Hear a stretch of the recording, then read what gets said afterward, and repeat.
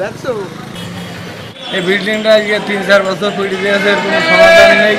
ছাগল ভর্তি নেই যে বোঝাই করে ফেলেছে, এমনি চলটা মালটা উঠে যাচ্ছে প্লাস্টার, এর কোনো সমাধান নেই।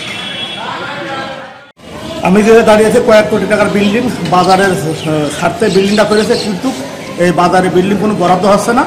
আর হাটটা এই কারণে চলে গেছে স্কুলের পাশে, স্কুলের একটা গলি, মানে স্কুলের যে ছাত্রছাত্রীরা যে গলিতে, সেই গলিতে আমরা বাজার করতে যাই, খুব দুরবস্থা। সেই বাজার যদি এখানে চলে আসতো বা বিল্ডিং বা একটা বরাদ্দ দিত, তাহলে সবচেয়ে বেশি ভালো হতো আমাদের বাজারের জন্য। এই ঈদে জামা জুতো অ্যাক্সেসরিজের ডিসকাউন্ট। এখানে এই জায়গায় হাট ছিল, এই জায়গাটা বিল্ডিং হয়েছে, সরকারি বিল্ডিং। এই জায়গাতে হাটটা নষ্ট হয়ে গিয়েছে, এখন ওই জায়গায় হাট লেগেছে স্কুলের পাশে। ওই হাটটা যদি এই জায়গায় আসে খালি ভালো হয়। বা ওই জায়গায় স্কুল থেকে মানে 10 কিলো কি 10 পাখি 20 পায়ে হাট লেগেছে। তার ভিতরে গলি দিয়ে হাট লাগে, মাছ টাছ বিক্রি হয়, মানুষ যাওয়া আসা খুব অসুবিধে। যদি এই জায়গায় হাটটা আসে সবাই একটু সুবিধা হয়। হ্যাঁ, এই বাজারের এই যে বিল্ডিংটা করোনার আগেতেই করে রেখেছে, এই পর্যন্ত বাজার এই জায়গায় ছিল।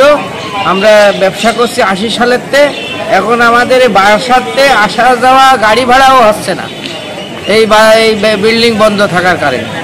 তাই এই বিল্ডিংটা অতি তাড়াতাড়ি চালু করুক, বাজারটা এই পাশে দিক। আমরা গরিব মানুষ, আমরা দোকানদারি করে খাই, আমাদের বাড়িতে আসা যাওয়া গাড়ি ভাড়াও হচ্ছে না, আর তো পকেট খরচ আছেই আমাদের, বুঝতে পেরেছেন?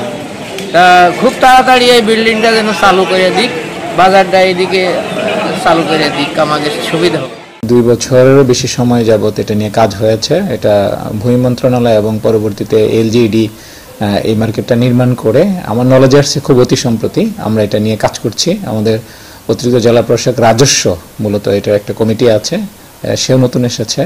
আমার বিশ্বাস যে খুব সহসাই এই মার্কেটটা নির্মাণ এবং তার পরবর্তীতে মানুষজনকে কেন এখানে ব্যবসা করার জন্য ওপেন করে দেওয়া যায়নি সে বিষয়গুলোকে আমরা খুব দ্রুতই প্রবলেমগুলোকে শুট করে আমরা মানুষের যাতে সেবাগুলো খুব দ্রুত পেতে পারে, মানুষ যে উদ্দেশ্যে এই প্রকল্পটা নেওয়া হয়েছিল এবং যেই কাঙ্ক্ষিত জনগোষ্ঠীকে এখান থেকে সেবা দেওয়া হবে তাদের সবাইকে যাতে এখান থেকে সেবা দেওয়া যায় সেটা আমরা নিশ্চিত করব। ধন্যবাদ আপনাকে।